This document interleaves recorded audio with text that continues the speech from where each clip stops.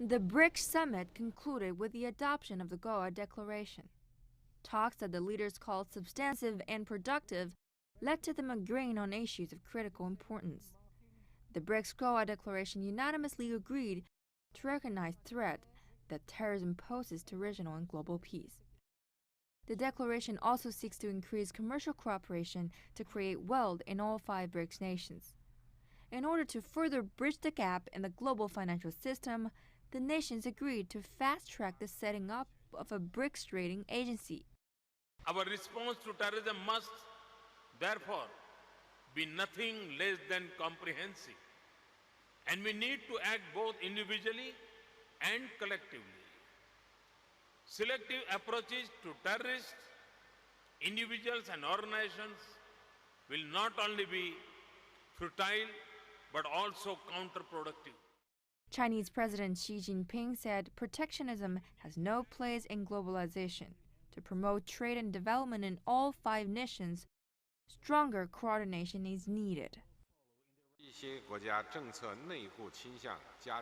Some countries are more inward-looking in their policies. Protectionism is rising and the forces against globalization are posing an inherent risk.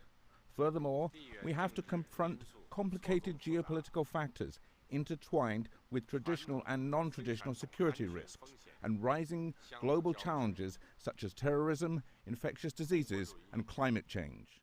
The BRICS, Brazil, Russia, India, China, and South Africa, set up the New Development Bank in July 2014. A year after establishment, NDB is already on its way to filling a gap that was left by institutions like the IMF and the World Bank. The New Development Bank will increase lending to $2.5 billion next year. Its focus will be infrastructure and renewable energy, keeping in mind sustainable development.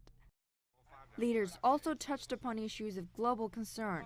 Russian President Vladimir Putin said that the group's similar standpoints on global problems would aid the fight against extremism and other threats.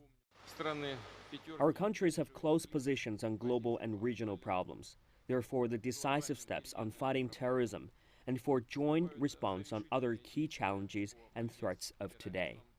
Over 2 days, the leaders of BRICS nations had gathered to deliberate issues that impact these nations and the world at large. What started as an economic grouping is now also a bloc that cooperates on geopolitical issues, among other concerns. Zheng Chunying, CCTV. Now let's dig deep into the details of what came out of that summit in Goa. Cyril Prinsloo is a researcher in the Economic Diplomacy Programme at the South African Institute of International Affairs. He joins me now live from Johannesburg. Thank you for your time this evening. Was there anything specific with respect to African economies and the regional economic blocs here that stood out for you at the end of summit communique? Hi, Rama.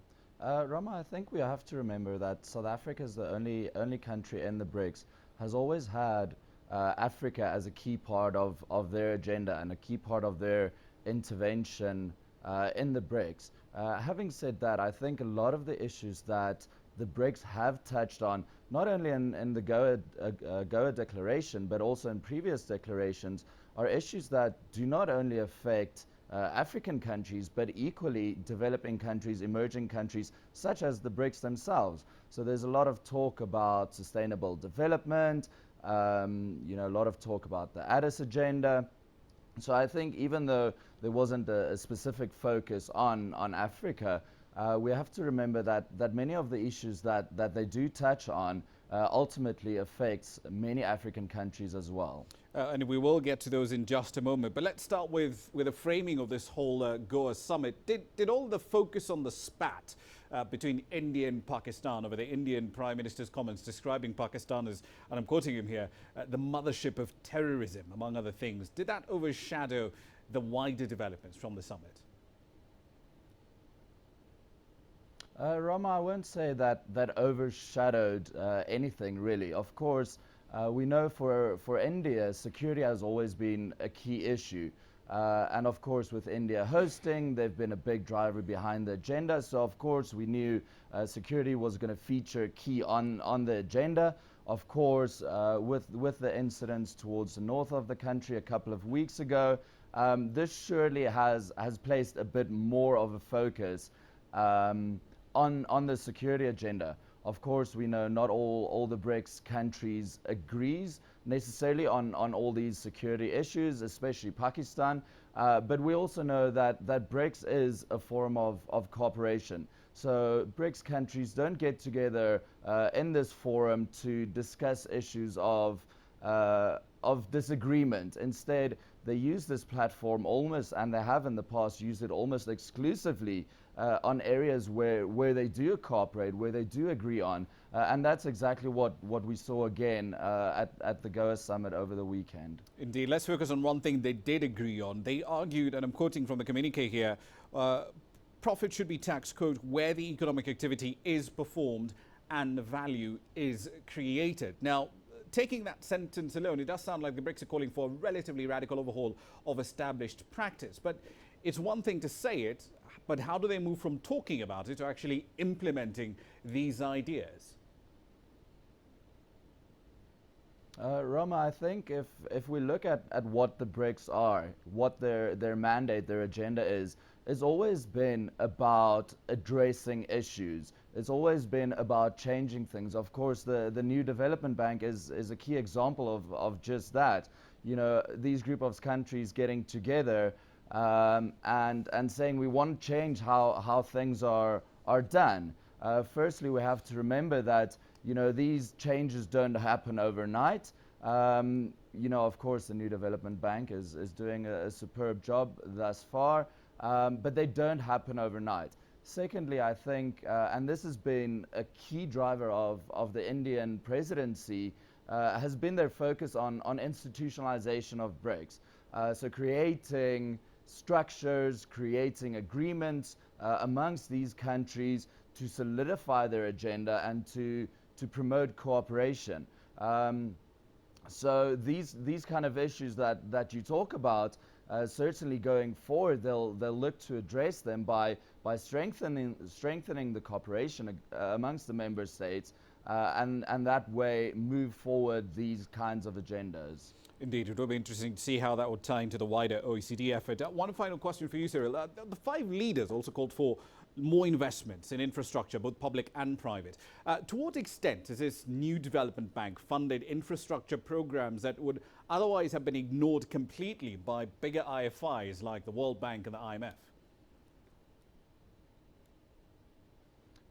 Rama, these kind of infrastructures that were funded by the new development bank, they weren't necessarily projects that couldn't be funded by other financial institutions, such as the World Bank, the African Development Bank, even in South Africa, the Development Bank of Southern Africa. Of course, I think the key difference is what the new development bank is. Firstly, it's a bank where the 5 BRIC member countries hold membership. They're the only shareholders. So they get to dictate the policies, the procedures of this bank, which is a radical difference from institutions such as the World Bank, even the African Development Bank, where richer countries, developed countries, have large shareholdership in these institutions.